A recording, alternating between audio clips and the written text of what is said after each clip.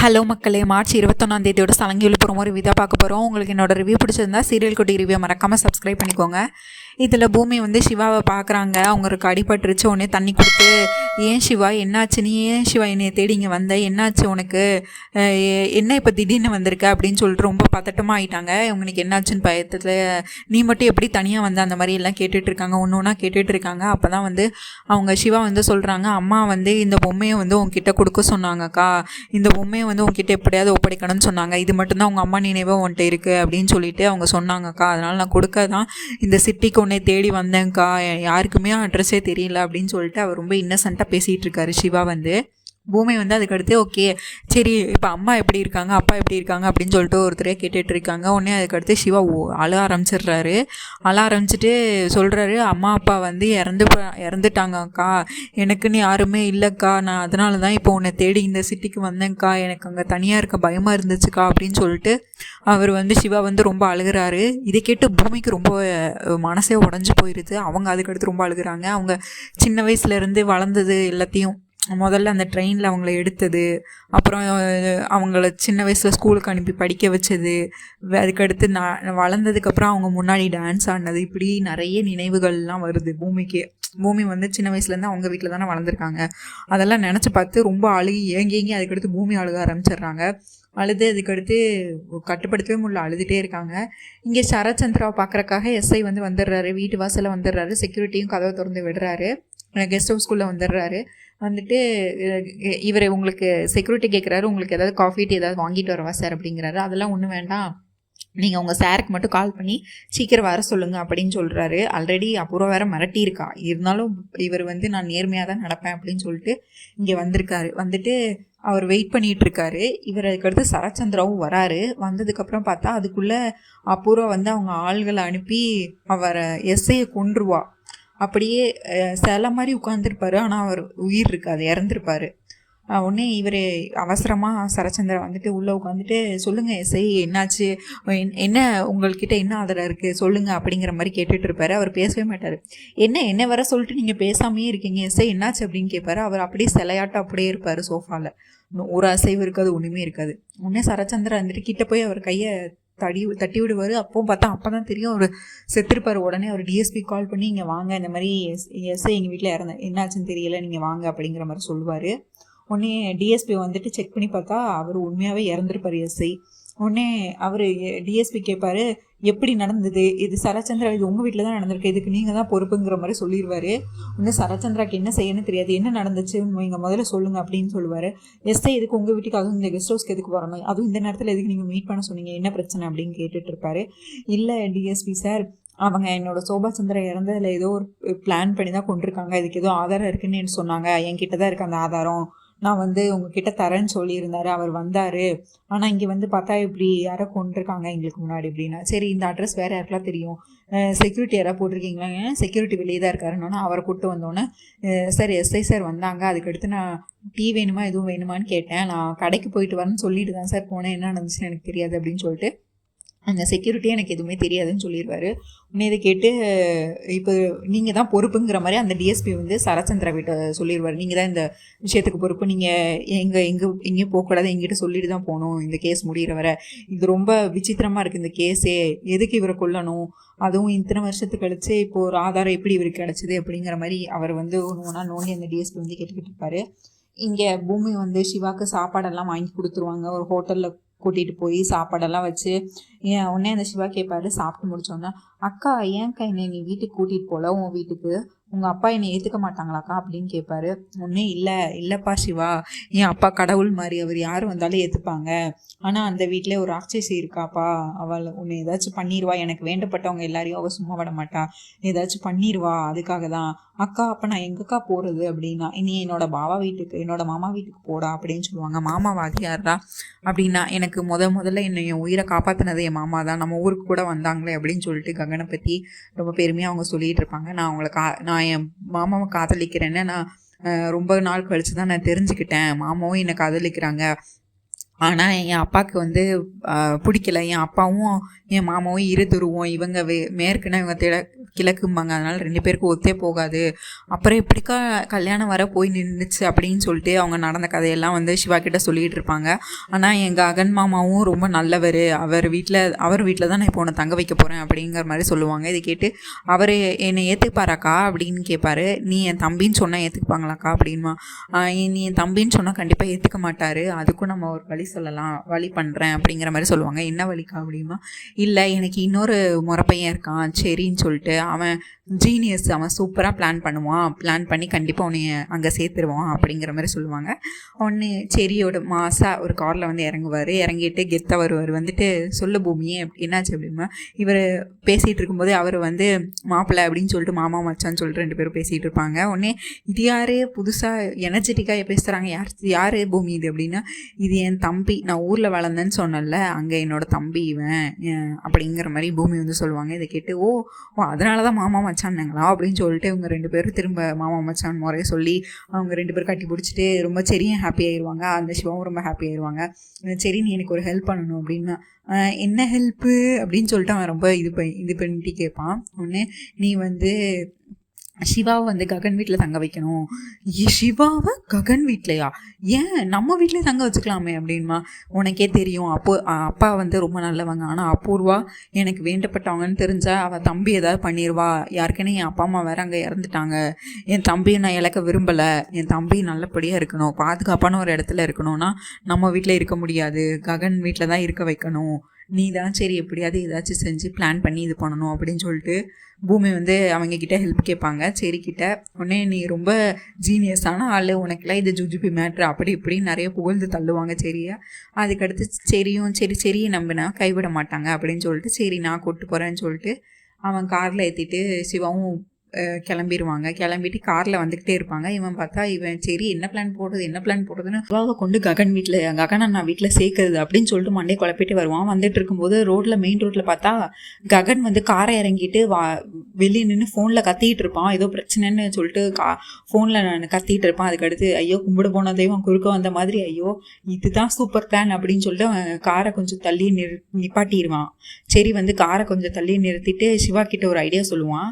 என்ன சொல்லுவான்னா, நீ போய் இதுதான் என் ககனண்ணா, அங்கே நிற்கிறாங்கல்ல ஒரு அண்ணா, அவங்க தான் என் ககனண்ணா, அவங்க வீட்டில் தான் உன்னை தங்க வைக்க போகிறேன் அப்படிங்கிற மாதிரி சொல்லிடுவான். சொல்லிவிட்டு இங்கே பாரு பின் பாக்கெட்டில் என் அண்ணன் பர்ஸ் வச்சுருக்கான், நீ போய் பிட் பாக்கெட் அடிச்சுட்டு அதுக்கடுத்து நான் வந்து உன்னை எப்படியாவது ககன் வீட்டில் நான் அண்ணா வீட்டில் சேர்த்து விட்டுறேன் அப்படிங்கிற மாதிரி, நீ பிட் பாக்கெட் அடித்ததுக்கப்புறம் என் அப்பா வந்து இன்னொரு கல்யாணம் பண்ணிட்டாங்க அந்த மாதிரி எல்லாம் சொல்லு அப்படிங்கிற மாதிரி அவன் நல்லா பிளான் பண்ணி கொடுத்துருப்பான். சரி வந்து உடனே இவனும் அதை கேட்டுட்டு பிட் பாக்கெட் அடிச்சுட்டு ஓடிடுவான். ஓடனோடனே ஃபஸ்ட்டு ககன் அவனை பிடிச்சிருவான். என்கிட்டே பிட் பாக்கெட் அடிக்கிறேன்னு பலார்னு 2 அடி விடுவான். அதுக்கடுத்து சரியும் பின்னாடியே ஓடி வந்து அவனை அடித்து, ஏடா நீ உனக்கு எவ்வளோ தைரியம் இருந்தால் என் அண்ணங்கிட்டே நீ பிட் பாக்கெட் அடிப்ப அப்படின்னு சொல்லிட்டு, யாரா நீ, உன் பேர் என்னடா அப்படின்னு சொல்லிட்டு, என்னடா எதுக்குடா பிட் பாக்கெட் அடிச்ச அப்படின்னு கேட்டிருக்கும்போது, உன் பேர் என்னன்னு கேட்கும்போது சிவான்னு சொல்லுவான். அதுக்கடுத்து எதுக்காக பிட் பாக்கெட் அடிச்ச? இல்லை என் அப்பா வந்து இன்னொரு கல்யாணம் பண்ணிட்டாங்க அப்படின்னு சொல்லுவான். என் தங்கச்சி நான் என் அம்மா வந்து தனியாக இருக்கும் அப்படிங்கிற மாதிரி சொல்லுவான். இதை கேட்டோன்னா ககனுக்கு வந்து அவனோட கதை மாதிரி இருக்கும். அதுக்கடுத்து ஏன் அவங்க சரி வந்து அடிக்காது நின்று அப்படின்னு சொல்லுவாங்க. ஏன் விட்டுட்டு போனாங்க அப்படின்னா, இல்லை அவங்களுக்கு ஒரு பெரிய பணக்கார ஒருத்தவங்க கல்யாணம் பண்ணிக்கிட்டு போயிட்டாங்க, எங்கள் அப்பா என்னோட அம்மாவையும் தங்கச்சியும் ரோட்டில் விட்டுட்டு போயிட்டாங்கன்னு அவன் அப்படியே அவங்க அப்பா கிருஷ்ணபிரசாத் பண்ணதெல்லாம் அவன் கண்ணுக்கு ஞாபகம் வரும். உடனே அதுக்கு அடுத்து எப்படியோ இதுக்கு மேலே அடிக்காத அப்படின்னு சொல்லிட்டு அவன் வந்து சிவாவுக்கு வந்து ககன் வந்து சிவாவை வந்து அவன் வீட்டுக்கே கூட்டிகிட்டு போகலான்னு சொல்லிட்டு செரிக்கிட்ட சொல்லுவான். சரி வந்து அதுக்கு அக்செப்ட் பண்ணிக்க மாட்டான். அண்ணா யாருன்னே தெரியாது, ரோட்டில் போகிற இவன், அதுவும் பிட் பாக்கெட் அடிச்சிருக்கான், இவனை போய் நம்ம வீட்டை கூட்டிகிட்டு போகணுமா, இவன் வேண்டாண்ணா இதெல்லாம் சரி வராது, இதெல்லாம் வேண்டாம் அப்படிங்கிற மாதிரி சொல்லுவான். உடனே முன்ன பின்ன தெரியாதவங்களாம் யாராவது கூட்டிகிட்டு போங்களாண்ணா அப்படின்னு சொல்லிட்டு சரி சொல்லிட்டு இருப்பாரு. உடனே இது கேட்டு ககன், நீ இது முன்ன பின்ன தெரியாத பூமியை நீ தானே வீட்டுக்கு கூட்டிகிட்டு வந்து தங்க சொன்ன, அப்போ தெரியலையா உனக்கு, பிரித்து பார்க்கக்கூடாதுடா, எல்லாத்தையும் ஒன்றா தான் பார்க்கணும் அப்படிங்கிற மாதிரி அவனுக்கு யாரும் இல்லை, அவங்க அப்பா அக்கா தங்கச்சி எல்லாருமே இல்லை, விட்டு போயிட்டாங்க. இப்போ நான் என் இடத்துல நான் அவனை வச்சு பார்க்குறேன்டா, எனக்கு அந்த கஷ்டம் தெரியும், அதனால் நான் அவனை என் வீட்டுக்கு கூட்டிகிட்டு போகிறேன் அப்படின்னு சொல்லிடுவார் ககன். உடனே சரி அப்படின்னு சொல்லிட்டு, சரி நான் போய் பேக் எடுத்துகிட்டு வந்துடுறேன்னு சொல்லிட்டு அவன் வளரிடுவான். சிவா, பேக்கா? நீ பிட் பேக்கெட் தானே அடிக்க வந்த? பேகு? இல்லை சார், நான் பேக் அங்கே வச்சுருந்தேன், உங்கள் பர்ஸை எடுத்துகிட்டு போய் நான் பேக்கில் போட்டுட்டு அடுத்து எங்கேயாவது போயிடுவேன் அப்படிங்கிற மாதிரி சொல்லியிருந்தேன். சரி நல்ல பிளான் தான், சரி நீ போய் அவன் பேக் எடுத்துட்டு வா அப்படின்னு சொன்னோன்னே இவன் சரி வந்து ககனை கூப்பிட்டு வச்சு பேசிக்கிட்டு இருப்பான். உடனே இவன் காரில் போய் பொம்மையும் இதையும் எடுத்துகிட்டு வந்துட்டு காரில் வச்சுருவான். ககன் வந்து அந்த பொம்மையை பார்த்துருக்க மாட்டான், பேகை மட்டும் தான் பார்த்துருப்பான். உடனே பார்த்துட்டு இவங்க காரில் வந்துட்டு இருப்பாங்க. இந்த பக்கம் சரச்சந்திராவுக்கு வந்து ரொம்ப பிபி ஏறிடும். இவர் எப்படி செத்தாரு? அப்போ உண்மையாகவே சோபாச்சந்திர இறப்புக்கு பின்னாடி ஏதோ ஒரு பெரிய மர்மம் இருக்கா, இல்லை யாராவது அவளை கொன்னுட்டாங்களா, இல்லை உண்மையாகவே இயற்கையாக இறந்தாளா, இல்லை யாராவது பிளான் பண்ணி கொண்டாங்களா, இதை நினச்சி யோசிச்சுட்டே இருப்பார். உடனே இவங்க நல்ல விளாட்டம் அபூர்வா வந்து டீ கொடுப்பா. உடனே அவர் குடிக்க மாட்டார். எனக்கு வேண்டாம் அபூர்வா, என்னை தனியாக விடு அப்படிமா. ஏன் மாமா என்னாச்சு, நீங்கள் காலிலேருந்து ரொம்ப டென்ஷனாக இருக்கீங்க அப்படிமா. உடனே அவர் வந்து நடந்ததெல்லாம் சொல்லுவார். இந்த மாதிரி எஸ்ஐ என்கிட்ட ஆதாரம் இருக்குன்னு சொன்னார், நான் அதை பார்க்க போனால் கடைசியில் அவரை வந்து யாரோ கொண்டு வச்சுருந்தாங்க. இது உண்மையாகவே ஆதாரம் இருக்குமா, இல்லை இதெல்லாம் தற்செயலாக நடக்குதா, இல்லை இதையும் யாரோ பிளான் பண்ணுறாங்களா, உண்மையாக எனக்கு அந்த உண்மை தெரியக்கூடாதுன்னு யாரோ அவனை கொள்கிறாங்களா? அந்த எஸ்ஐஸ் என்கிட்ட என் ஃபோனில் சொன்னார், உங்களுக்கு நெருக்கமானவங்க தான் அவங்களுக்கு கொண்டிருக்காங்கன்னு சொன்னார். அப்போ எனக்கு நெருக்கமானவங்கன்னா யார் அப்படின்னு சொல்லிட்டு சரச்சந்திரா வந்து அபூர்வாக்கிட்டே போய் இது மாதிரி சொல்லி எல்லாத்தையும் உண்மையில உளறி கூட்டிகிட்டு இருப்பார். உடனே அபூர்வா வந்து அவரை திசை திருப்புறக்காண்டி வந்து அபூர்வா ஒரு புது கதையை கிரியேட் பண்ணுவாள். என்னதுன்னா, இல்லை அவங்களுக்கு எதிரி வேறு எங்கேயாவது இருக்கும், அவங்களே ஏஐ வச்சு ஏஐ டெக்னாலஜி இப்போலாம் நிறைய வந்துருச்சுல, அதை வச்சு ஏதாவது பேச சொல்லி உங்களை வர சொல்லியிருப்பாங்க, உங்களை பிஸ்னஸ் தொல்லைங்க அதனால உங்களை மாட்டி விடுறதுக்காண்டி அவங்கள யாராவது கொண்டிருப்பாங்க, அப்படி இப்படின்னு முடிஞ்சு போன கதை எதுக்கு இப்போ பேசுகிறாங்க. சோபாச்சந்திரா அக்கா உண்மையாகவே இயற்கையாக தான் இறந்துருக்காங்க, உங்களை திசை திருப்புறதுக்காண்டி இப்படிலாம் சொல்லிக்கிட்டு இருக்காங்க, இதெல்லாம் நீங்கள் நம்பாதீங்க மாமா அப்படி இப்படின்னு சொல்லிட்டு அவங்களுக்கு வாய்க்கு வந்த கதையெல்லாம் அடிச்சு விடுவாங்க அபூர்வா. இதை கேட்டு சரச்சந்திராவும் ஒருவேளை இருக்குமோ, எனக்கு எதை நம்புறதுன்னே தெரில அப்படின்னு சொல்லிட்டு அவருக்கு இன்னும் பிபி ரொம்ப எகிரிடும். நீ சொல்கிறத நம்புறதா, ஒருவேளை நீ சொல்கிற மாதிரி இருக்குமா, இல்லை உண்மையாகவே அவரை இறப்புக்கு பின்னாடி ஏதாவது உண்மை இருக்குமா அப்படின்னு சொல்லிட்டு அவர் ரொம்ப பிபி ஆகி மயக்கம் போட்டு விழுந்துருவார். உடனே தண்ணி கோரி ஊற்றி அவங்க அபூர்வா திரும்ப, மாமா நீங்கள் ரொம்ப அதிர்ச்சியானது கேட்கக்கூடாது, நீங்கள் கோமாலேருந்து வந்திருக்கீங்க, அதிர்ச்சியானது எதுவும் சொல்லக்கூடாது, கேட்கக்கூடாது, டென்ஷன்லாம் ஆகக்கூடாதுன்னு உங்களுக்கு சொல்லியிருக்காங்கல்ல, எனக்குன்னு யார் மாமா இருக்கா, நீங்கள் ஒருத்தங்க தானே இருக்கீங்கன்னு சொல்லிட்டு நீலி கண்ணீர் வடிச்சிட்ருப்பா அபூர்வா. உடனே இதெல்லாம் அவங்க திரும்பி இது பண்ணி அவரை ஒரு வழியாக திசை திருப்பிடுவா. சரச்சந்திரா வந்து அப்போல்லாம் எதுவுமே இல்லை, உண்மைகள்லாம் எதுவுமே இல்லை அப்படிங்கிற மாதிரி திசை திருப்பிடுவா. இங்கே ககன் வந்து சிவாவை வீட்டுக்கு கூட்டிகிட்டு வந்துடுவார். வீட்டுக்கு கூட்டிகிட்டு வந்துட்டு வாசலில் வந்து இறங்கிட்டு அவர் வந்து டெடிபியர் வச்சுட்டு உள்ள வீட்டுக்குள்ளே அப்போ தான் போவாங்க. செரியும் பூமியும் வந்து வீட்டுக்கு வாசலில் நின்று பேசிகிட்டு இருப்பாங்க. செரி வந்து சொல்லுவார், நான் எப்படியோ சிவாவை வந்து ககனா வீட்டில் சேர்த்து வச்சுட்டேன் அப்படிங்கிற மாதிரி சொல்லுவார். நீ இப்படி சேர்த்து வச்ச அப்படிங்கிற போது அவருக்கு அதே தான் அவருக்கு எடுத்து சொன்னேன், பிளான் பண்ணி அதெல்லாம் சேர்த்துட்டேன், அதெல்லாம் என்ன இப்போ உனக்கு என்ன, உன் தம்பி சிவா வந்து ககன் வீட்டில் பத்திரமா இருக்கணும், அதான் நான் சேர்த்தாச்சு, உன்னோட கடமையை நான் முடிச்சிட்டேன், இப்போ நான் போகலால, இப்போ நான் வேலையை பார்க்கலாம்ல அப்படிங்கிற மாதிரி சொல்லிகிட்டு இருப்பார். உடனே பூமி வந்து தேங்க்ஸ் நிறைய வாட்டி சொல்லிட்டே இருப்பாங்க, நீ பண்ணுற உதவியை நான் என்றைக்குமே மறக்க மாட்டேன், நீ எனக்கு எவ்வளோ உதவி பண்ணிட்டேன், முதல்ல நான் இந்த சிட்டியில் வந்தப்போ யாருன்னே எதுவுமே தெரியாதப்போ நீ தான் என்னை கொண்டு ககன் மாமா வீட்டில் சேர்த்த, இப்போ என் தம்பியும் அதே நிலைமையில் இருக்கும்போது நீ தான் சேர்த்துருக்க, நீ எவ்வளோ பெரிய கடவுளோ அந்த மாதிரிலாம் ரொம்ப பேசிகிட்டு இருப்பாங்க. உடனே நீ மட்டும் இல்லைனா இந்த உலகத்தில் நான் எப்படி இருந்திருப்பேன், என்ன பண்ணியிருப்பேன்னு எதுவுமே தெரியாது, நீ என்னையும் காப்பாற்றி ஒரு நல்ல இடத்துல சேர்த்துட்டு என் தம்பியும் காப்பாற்றி ஒரு நல்ல இடத்துல சேர்த்துட்டேன், ரொம்ப தேங்க்ஸ் சரி அப்படிங்கிற மாதிரி ரொம்ப எமோஷ்னலாக பேசிகிட்டு இருப்பாங்க பூமி. இதை கேட்டு, இங்கே பாரு, இது வந்து பிரபஞ்சத்தோட இதுதான், நான் ஜஸ்ட்டு உங்களுக்கு இடையில இருக்கிற ஒரு ஆள் தான், என்னால் நீங்கள் 2 பேர் சேரணுன்னு இருக்கு, அவ்வளோதானே தவிர வேறு ஒன்றுமே இல்லை, இதில் நீ பெருசாக நினைக்கிற அளவுக்கு ஒன்றுமே இல்லை, இது இவ்வளோதான் அப்படின்னு சொல்லிட்டு அவர் ரொம்ப யதார்த்தமாக பேசிகிட்டு இருப்பார்.